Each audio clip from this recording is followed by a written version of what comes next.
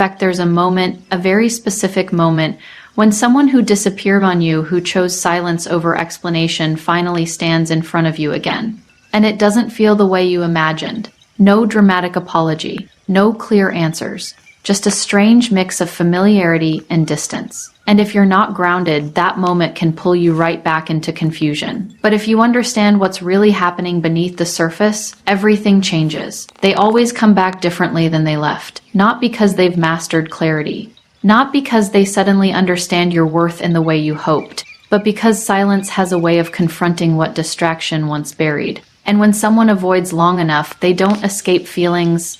They simply delay the moment those feelings demand to be faced. So when they return, what you're witnessing is not confidence, it's conflict. You see, avoidance is not the absence of emotion. It is the fear of being consumed by it. And when they finally stand before you again, there's a quiet battle happening inside them. A part that wants connection, and a part that fears losing control within it. And this is where most people make a mistake. They look at the return as validation, as proof that the connection was real, as a sign that now finally things will be different.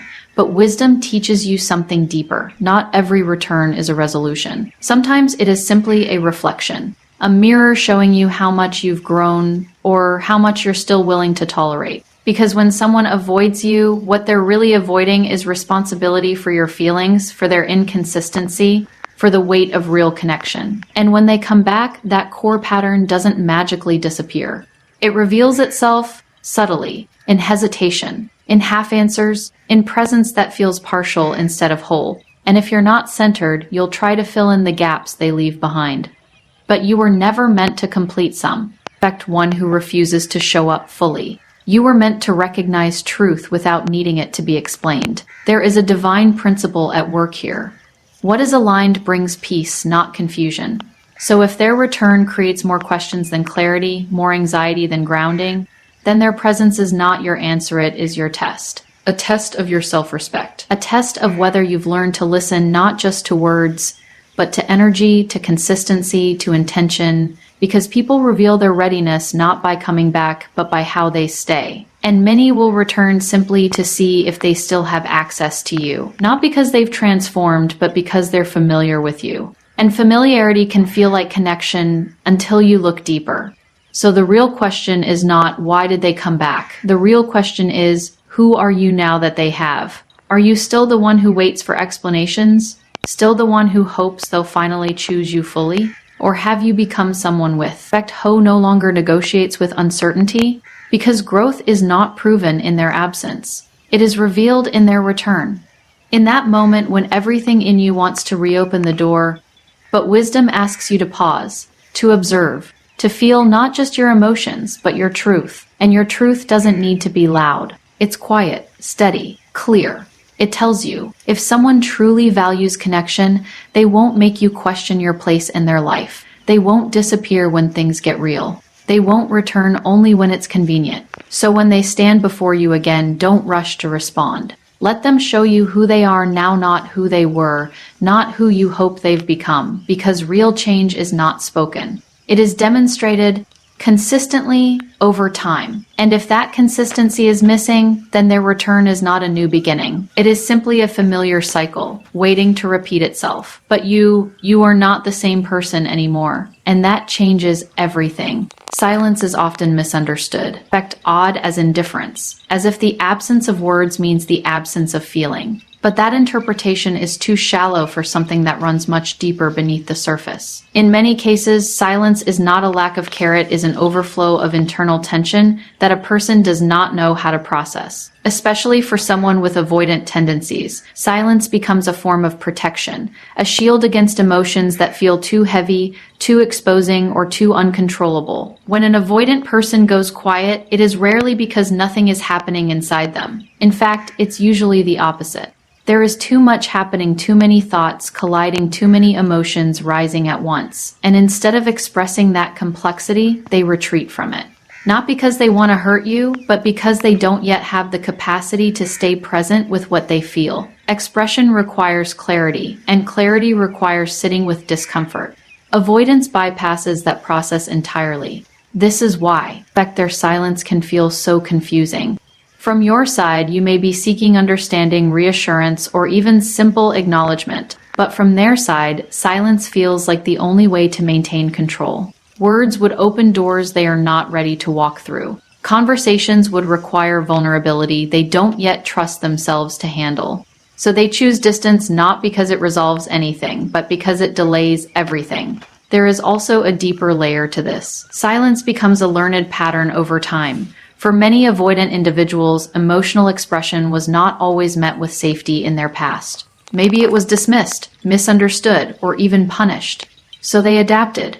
They taught themselves that it is safer to withdraw than to risk being exposed. And as they carried this pattern into adulthood, it became automatic. When emotions intensify, they don't lean in, they step back. And yet, stepping back does not erase what they feel. It only disconnects them from the immediate, Effect 8 pressure of it. The emotions remain unresolved, circulating quietly in the background. This is why silence is never as simple as it appears. It is not emptiness, it is suppression. It is not peace, it is postponement. But here is where it becomes important for you to see clearly. Just because silence is rooted in overwhelm does not mean it is harmless. It still creates confusion. It still leaves questions unanswered. It still shifts the emotional weight onto the other person, often without acknowledgement. Understanding the reason behind silence can bring compassion, but it should not lead you into self-abandonment, because there is a difference between empathy and overextension. You can recognize that someone is overwhelmed without making it your responsibility to carry what they refuse to face. Their inability to communicate is part of their journey, not yours to fix, not yours to absorb. And this is where many people get caught. They interpret silence as something they need to solve. Effect E, they analyze it, personalize it, try to decode it. They wonder what they did wrong, what they could have said differently, how they could bring the person back into connection. But silence in this context is not an invitation for pursuit. It is a reflection of someone's current emotional limits. When you begin to see it this way, something shifts within you. You stop chasing explanations that may never come. You stop filling in gaps with assumptions that only drain your energy. And instead, you start grounding yourself in what is actually present, not what you hope is hidden behind the silence. Because the truth is, emotional availability is not measured by what someone feels internally. It is measured by what they are willing and able to express consistently. And silence, no matter how complex its roots may be, is still a form of disconnection. So rather than asking, why are they silent, the more powerful awareness becomes, what does this silence mean for me?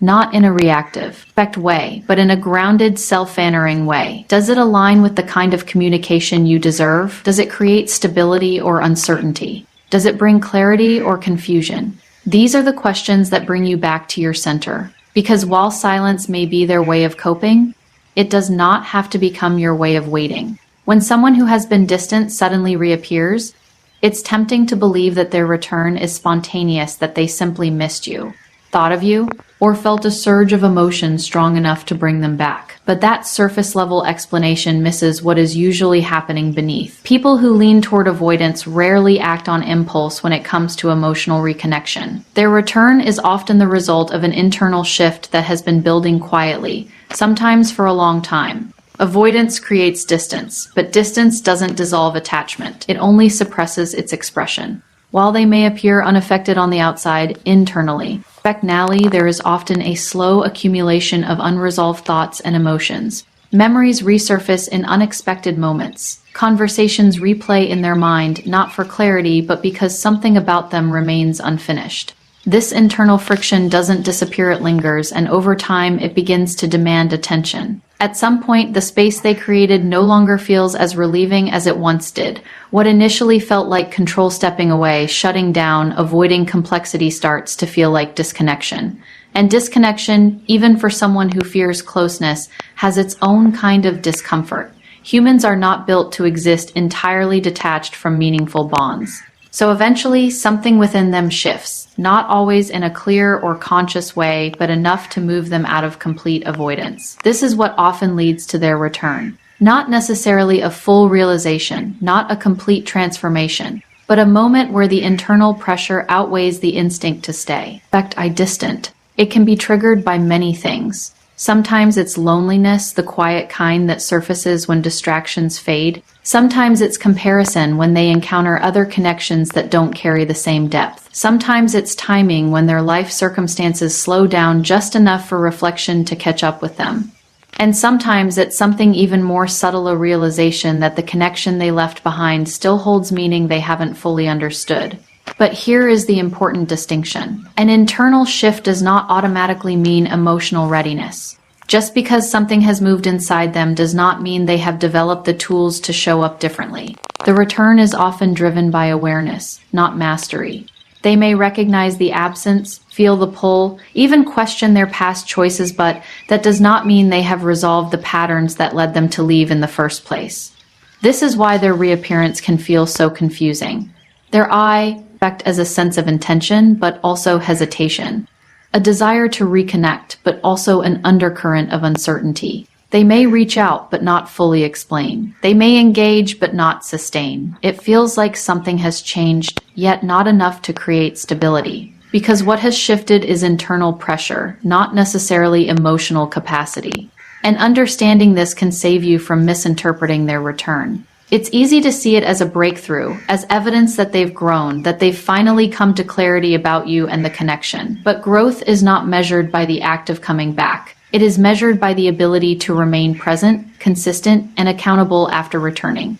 Without that, the return is simply a response to discomfort, not a reflection of transformation. There is also another layer to consider. Sometimes people return not only because of what they feel, but because of what they remember. Familiarity has a powerful pull. Even if they struggled with closing, fact SS before, the connection still represents something known, something understood at a level that new experiences cannot immediately replace. And in moments of uncertainty or emotional unrest, the mind often gravitates back toward what feels familiar, even if it wasn't fully fulfilling. So their return can also be an attempt to reconnect with a version of comfort, not necessarily a commitment to build something new. This is where clarity becomes essential for you. Because if you interpret their return as a sign of readiness, you may meet them with openness that they are not prepared to reciprocate. But if you understand that their return is often the result of internal conflict reaching a tipping point, you begin to see it more accurately. They didn't come back because everything is resolved.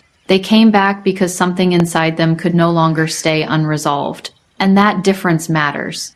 It allows you to stay grounded, to observe rather than immediately invest. To recognize that, affect T, while their return may carry meaning, it does not automatically carry direction.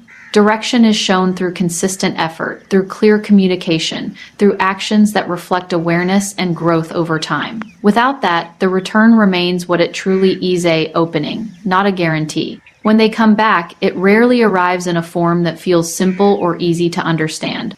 You might expect clarity, something direct, something that finally explains the silence, but instead, what you often receive is a mix of signals that seem to contradict each other. One moment feels warm, almost familiar, like the connection is still alive. The next moment feels distant, like they are already pulling away again. And that inconsistency is not slu che a ikratkoy e nyeru ikratkoy. It reflects the internal conflict they haven't resolved. Because when someone has a pattern of avoidance, their relationship with connection is divided. Part of them genuinely wants closeness. They feel it when they are with you, in the ease of affect conversation, in the emotional depth that they don't often find elsewhere.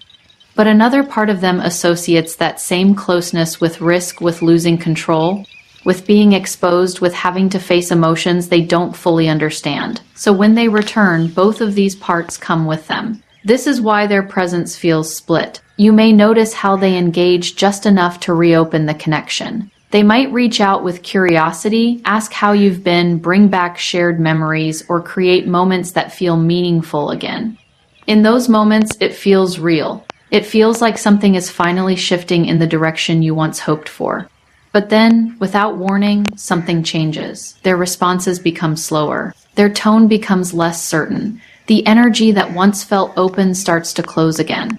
And you're left trying to make sense of it. This push and pull is not intentional manipulation in most cases. It is a reflection of someone moving between desire and fear in real time.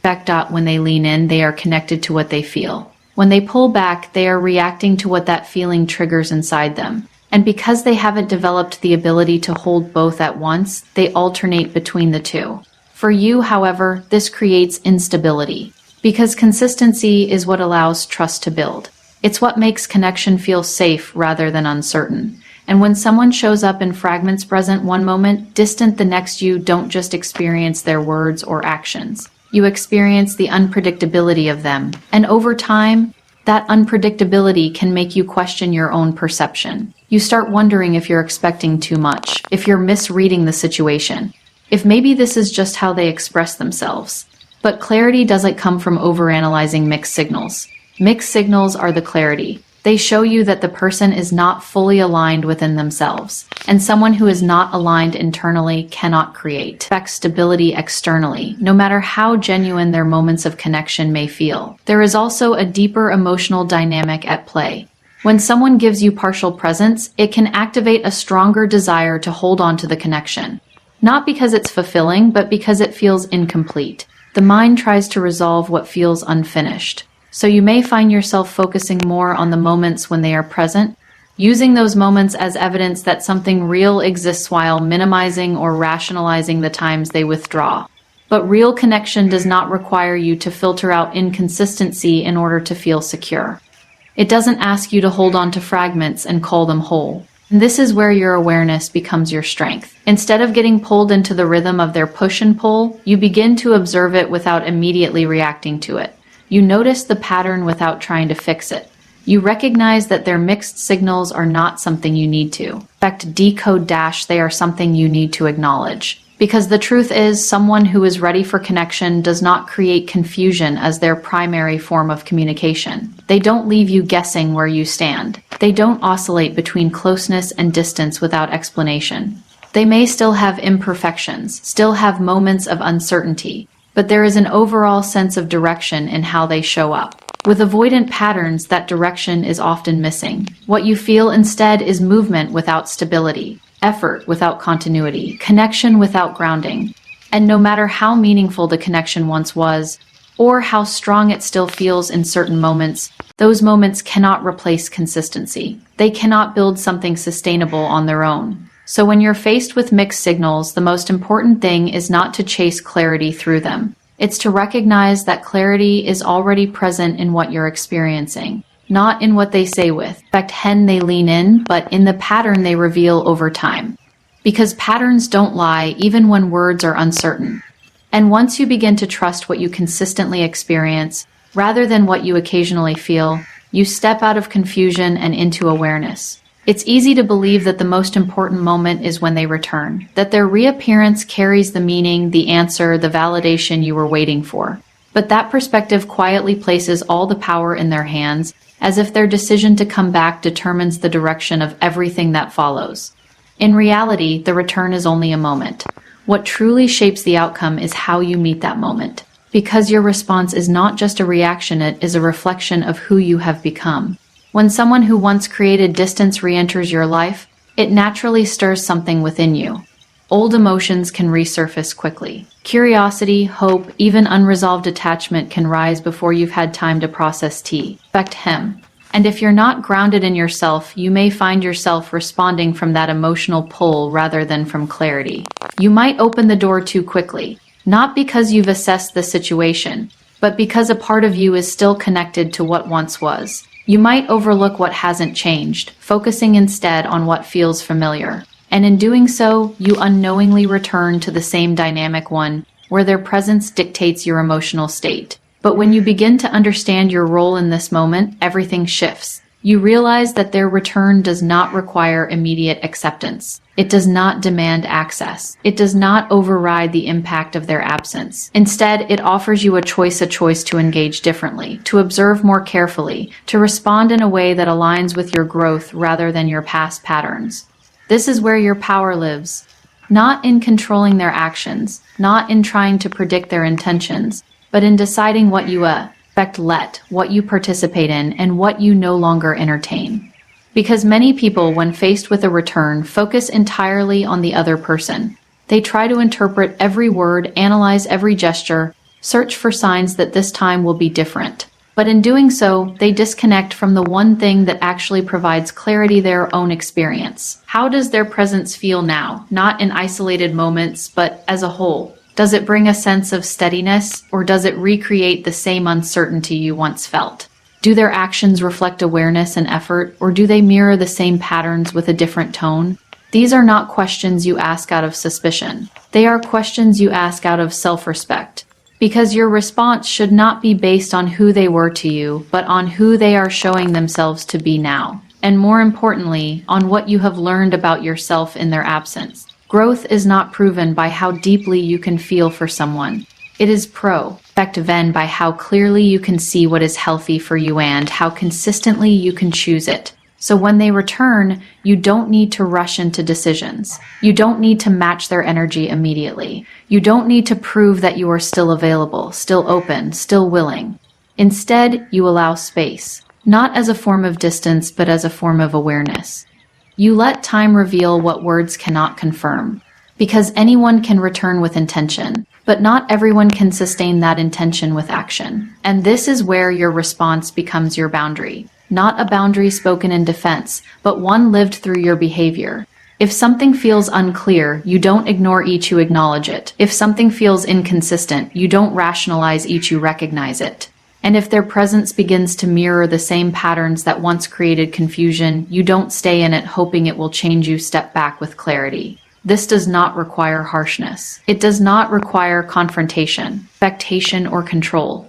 It simply requires alignment between what you feel, what you see, and what you choose. Because the truth is, you cannot control whether someone has truly changed. You cannot force readiness, or accelerate their growth, or shape their behavior into something stable. But you can control how much access they have to you while they are still uncertain, and that changes everything. It shifts you from a place of waiting to a place of choosing, from reacting to leading your own experience. From hoping they will meet you where you are, to recognizing whether they already can. So their return is not the defining moment, your response is, because it determines whether the past repeats itself, or whether you've truly stepped into something new within yourself. There comes a point where the search for answers becomes more exhausting than the absence of them. You replay conversations, analyze behavior, revisit moments that once felt significant, all in an attempt to understand what affected something meant, where it went wrong, or whether it still holds value. And while that search feels justified, it often keeps you anchored to uncertainty. Because when clarity depends on someone else explaining themselves, you remain in a position of waiting. But something shifts when you stop chasing clarity and start embodying it. Clarity, in its truest form, is not something you extract from another person. It is something you establish within yourself. It is the ability to recognize what aligns with you and what does not without needing it to be confirmed, validated, or explained. And this kind of clarity doesn't come from overthinking. It comes from self-awareness that is steady enough to trust your own experience. When you embody clarity, you no longer rely on mixed signals to define your reality. You don't look at inconsistency and try to reinterpret it into something meaningful. You see it for what it is, not through judgment, but through understanding. Because clarity is not, in fact, about labeling someone as right or wrong. It's about recognizing what is stable and what is not. This changes the way you experience connection.